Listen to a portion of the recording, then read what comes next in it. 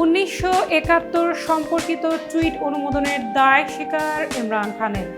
পাকিস্তানের বর্তমান পরিস্থিতিতে 1971 সালে বাংলাদেশের স্বাধীনতা যুদ্ধকালীন পরিস্থিতির সঙ্গে তুলনা করে টুইটের বিষয়টি অনুমোদন দেওয়ার কথা স্বীকার করেছেন দেশটির সাবেক প্রধানমন্ত্রী ইমরান খান। এক প্রতিবেদনে এমনটি জানিয়েছে পাকিস্তানের সংবাদ মাধ্যম ডন। গত শনিবার 8ই জুন তাদের প্রতিবেদনে জানিয়েছে, পিটিআই এর প্রতিষ্ঠাতা ইমরান খানের ভেরিফাইড এক্স হ্যান্ডেলে পোস্ট করা ওই টুইটে পাকিস্তানের বর্তমান রাজনৈতিক পরিস্থিতিকে 1971 সালে ঢাকায় তাদের যে বিপর্যয় তার সঙ্গে তুলনা করা হয়েছে। ভিডিও সম্বলিত পোস্টটি নিয়ে তীব্র বিতর্ক ও সমালোচনার মুখে পড়েন ইমরান খান ও তার দল পাকিস্তান তেহরিক-ই-ইনসাফ পিটিআই।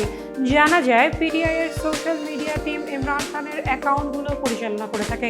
এই অবস্থায় 1971 সম্পর্কিত টুইটটি নিয়ে প্রশ্ন উঠলে তিনি এর দায় স্বীকার করেন। তবে তার এক্স অ্যাকাউন্টে ওই টুইটের সঙ্গে যে ভিডিও পোস্ট করা হয়েছে সে সম্পর্কে তিনি কিছু জানেন না বলে দাবি করেছেন।